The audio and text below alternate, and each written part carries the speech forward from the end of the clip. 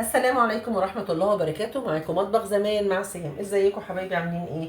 النهارده حبايبي روتيننا هنعمله كفتة الحاتي، سهلة وبسيطة وعملتها معاكم قبل كده، بس النهارده هنعملها بتكنيك تاني خالص. ماشي حبايبي، عندنا بصل انا بشراه وسايباه يتصفى عشان عايزه الميه دي بتاعته، هقول لكم عليها هعمل بيها ايه. وحزمه بقدونس حبايبي، وقرن فلفل سبايسي انا بشراه.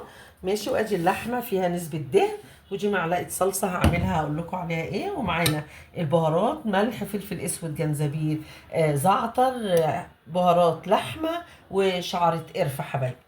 هنجيبوا الحاجه كلها مع بعضينا اهي. هنحطوا اللحمه حبايبي، اللحمه معانا، وهنحط عليها البصل كويس كده. ماشي حبايبي، وهحط عليها ايه، وهحط عليها البقدونس والفلفل، واسيب شعره بس كده للتزيين.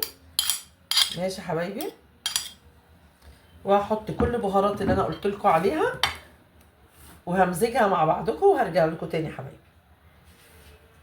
تيجي ازاي دلوقتي؟ هلفها، بس دلوقتي قبل ما الفها ادي الميه البصل اللي انا كنت مصفيه فيها البصل يا حبايبي. هحط فيها شويه زيت، هحط فيها شويه زيت كده، نقطه زيت، وهحط فيها معلقه صلصه. معايا الصلصه اهي، دي هلف بيها وهدوبها حلو قوي كده، مش هحدقها ولا حاجه لان انا محدقه الصلصه وكده. وهبدا يا حبايبي انا ما بحطش ولا سكينه ولا معلقه ولا حاجه، انا بعرف الفها حلو قوي. ماشي حبايبي، هرجع لكم كده حبايبي بعد ما خلصتها وصبعتها اهي، وهحطها على درجه 180 درجه. ولما اطلعها من الفرن هوريها لكم يا حبايبي. هناكلوا جنبها طبق بطاطس مقليه وطبق سلطه. ماشي حبايبي، هرجع لكم تاني لما اطلعها من الفرن زي ما انتم شايفين اهي. ماشي حبايبي.